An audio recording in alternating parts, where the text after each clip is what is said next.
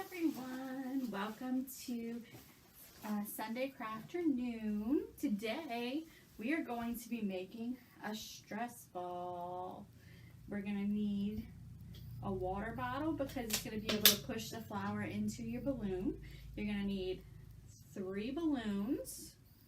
You're going to need scissors, a funnel, a measuring cup for 1/3 to 1/2. It depends upon how big your balloon is.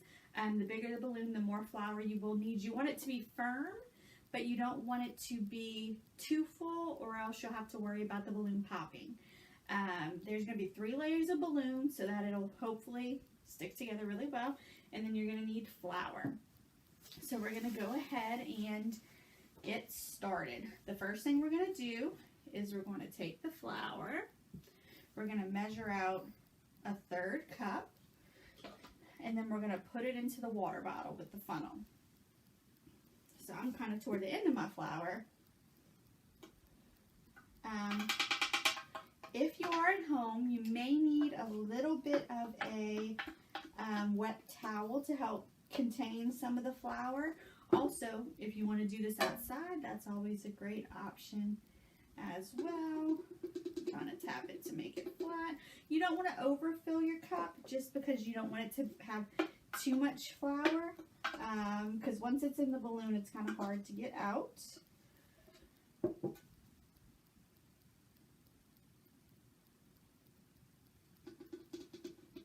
to tap it so it's flat, but get rid of any air pockets that are on the inside.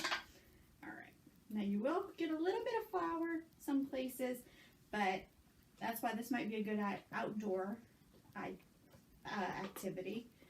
It is kind of all ages because everybody can use a stress balloon. We've been kind of stressed out lately, I'm sure. All right, so you do kind of have to tap the flour to get it from the funnel into the water bottle.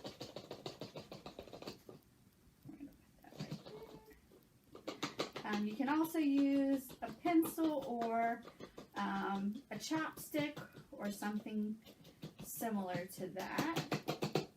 All right, so that's all my flour. We're going to put that up with the flour cap.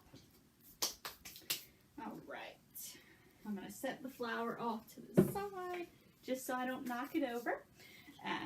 All right, so we have our flour ready. You're going to take 1 balloon. You're going to blow it up as big as you can to kind of create some space.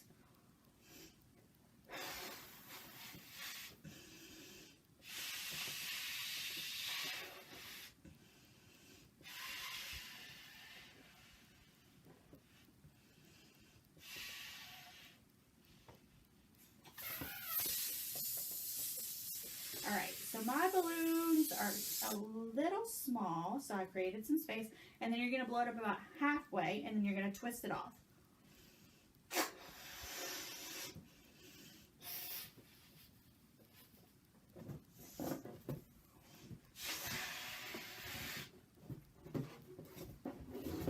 Okay, so you're going to twist it off a couple of times, and then you're going to connect it to the top of your water bottle, trying to make sure that flour doesn't go everywhere.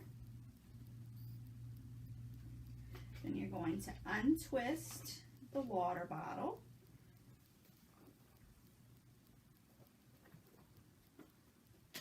You're going to hold on. You're kind of going to ease the flour into the balloon.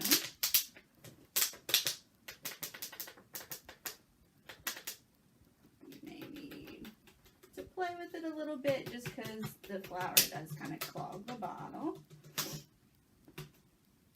All right, you're going to twist it off again.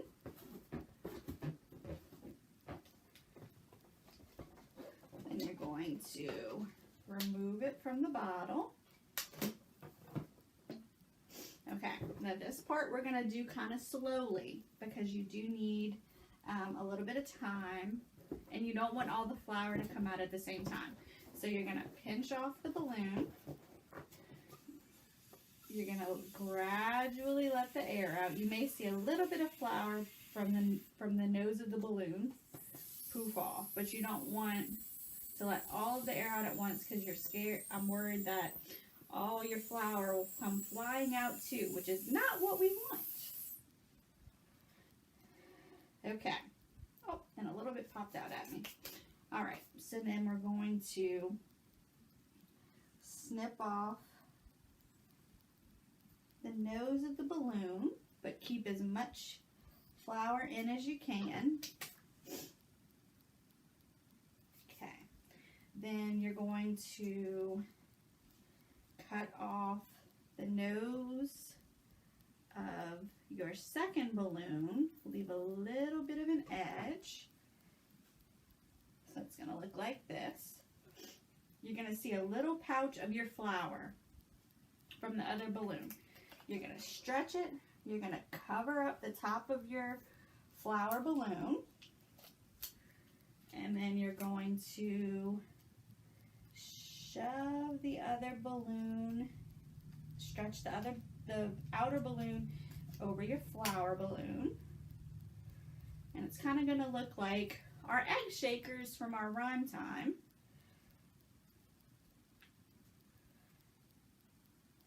All right.